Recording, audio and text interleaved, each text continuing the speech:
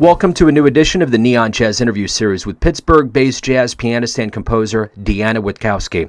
She talked about her 2022 CD Force of Nature and a new Mary Lou Williams book. This new recording features the adventurous music of Mary Lou Williams, and this happens to be Deanna's seventh full album. This album also documents the firm musical and spiritual connection between Mary Lou and Deanna, and was released in the same year as her first book, Mary Lou Williams, Music for the Soul. She talked about both of these projects, COVID life, and getting back to live music, along with a little bit more. Enjoy. Deanna, we catch back up. We've interviewed before. Obviously, right now, things are vastly different on planet Earth, but it's wonderful to see that you have a new album out. The world's waking up, so thanks for taking a minute out for the show. Sure, it's great to be here. So, Force of Nature is your brand new album, and before we get into kind of the artistic construction of this album, it's coming out during a time where everything's opening up, the world's in a different place. What is your overall feeling about having this come out at this particular time with the opportunity to promote it in person?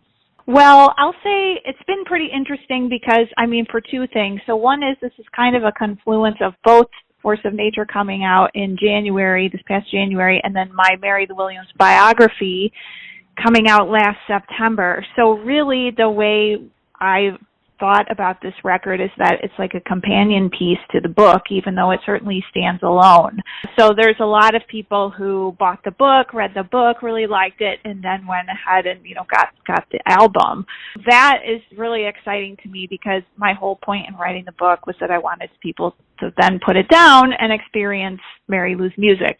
And I've been playing her music for so long, for 20-some years now, that this was just a great opportunity to do this record. It's for a Pittsburgh jazz label, for MCG Jazz at Manchester Craftsmen's Guild. And so all of that, timing-wise, has been really exciting. As far as in person goes, the interesting thing is, so I'm in a different point in my life right now from the last time we spoke, and that I went back to school full-time. So I'm a PhD student at the University of Pittsburgh, as well as still performing. So I would say that I am, now that the semester is finally done, I'm working more on booking gigs for 2023. And so I'm certainly hoping, and also with things opening up, that even like a year from now, there will just be a lot more opportunities to share the music from Force of Nature with folks. So the one thing I always hear, and I hear it more specifically from actors and actresses, when you get in the head of somebody that you're portraying, it has to have an impact on you. It has to sway you. So to get into the head of Mary Lou, who was someone that was probably in the annals of jazz, one of the most intensely creative, talented people that really had such a firm grip on not only the history of jazz, but a command of what she was doing and how she did it. What did she do for you and the way that you approach music? How did she change you? Well, I talk about this a lot in the book, so Mary Lou and I have, we certainly have many differences, obviously, but there's a lot of parallels and entry points for me. The first thing that attracted me to Mary Lou's music back in 2000, when I got asked by the late Dr. Billy Taylor to perform at the Mary Lou Williams Women in Jazz Fest at the Kennedy Center, and I didn't know her music at all, and then I started checking it out. The first thing I actually learned about was her sacred music that she started writing in the mid-1960s after she converted to Catholicism, and my jaw basically dropped because at that point, I had just written my first jazz mass for a church in New York, in Manhattan. That's the music I actually gravitated to first before I even went back to her instrumental music from the 30s, the 40s, the 50s, 60s, 70s. She had a 60-year career. So I would say that, another really interesting thing about Mary Lou for me is the way that she forged her own path and created networks of support for herself that were very non-traditional. She was a really avid letter writer, and so one of the interesting things I found was that Mary Lou was someone who was very stubborn and in a good way, and when she knew that she had a musical or an artistic vision that she needed support for, she got other people on board with her. That's how she started the first Pittsburgh Jazz Festival in 1964. That's how, she had correspondence with various religious nuns for like 20 years and just, really solid friendships with nuns that I really believe personally supported her. And all of that, seeing someone do all of that work behind the scenes is something that's definitely influenced me. And in fact, following Williams's story led me to move. So I was a New Yorker for 23 years, and I moved to her hometown here in Pittsburgh a year and a half ago. So, it continues to be a journey with her. Speaking of a journey, COVID has really there were so many levels and facets of it, even to this day, that will reverberate for the rest of our lives. But as this was going on, we had time for self-reflection during quarantine. What did you learn about yourself that maybe you didn't realize before that will make you stronger as you get out, like coming to Kansas City this weekend, and promote the new book and promote the new album?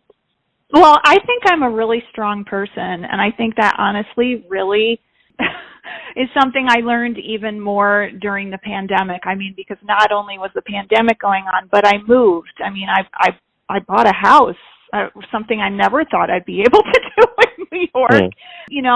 And in fact, when I moved here, I didn't bring my piano because I had an upright piano that I had for like 26 plus years, and it was okay, but it wasn't even financially worth the cost of moving it. So I really, I turned to my fans, many of whom have followed me for decades, and I just put the word out in whatever way I could, mainly through my email newsletter, and I told people I'm looking to buy a better instrument, and I searched. I found a Steinway B, which is a 7-foot Steinway size, from someone who had rebuilt it in Lancaster. I went out, I had heard about this instrument, I checked it out, I loved it, and basically through my fans, I raised $25,000 and was able to get the piano, which, now I practice on every day. And to me, that really says something about, not just about me at all, but about really the power of community. And when you as an artist are creating work that speaks to other people, people want to support it. Even in this time of COVID, having that instrument there, really there's some days when I sit down and play it and I just think of the faces of some of the people who donated, they may have donated $10 or, any amount towards that instrument, but it's like they're there with me in the room. So I feel more connected with other people in a different kind of way. As we do get back to the live music environment, I think entertainers were away from the stage longer than anybody else. As this happens, what do you hope we all collectively realize about the power of live music as we get back to it? I think that really what live performance and especially music can do is, at least what I hope that my music does is just encourage people to keep on going, like keep on keeping on in whatever they're facing, whatever their daily life is like, because I just want to be able to encourage others. Beautiful. Hey, thank you so much, Deanna, for taking some time out to talk about the new album, the new book, modern life. Good luck with everything as we move forward. Thank you. Nice to talk with you again. Thanks for listening and tuning in to another Neon Jazz interview, where we give you a bit of insight into the finest players, authors, and minds in New York City, Pittsburgh, Kansas City, and spots all over the globe, giving fans all that jazz. Thanks to Deanna for her time, music, and story. If you want to hear more interviews, go to Famous Interviews with Joe Domino in the iTunes Store. Visit Neon Jazz at youtube.com, and for everything Neon Jazz all the time, go to the neonjazz.blogspot.com. And for everything Joe Domino related, go to joedomino.com, and while you're there, you can donate a few bucks to the Neon Jazz cause. Until next time, enjoy the jazz, my friends.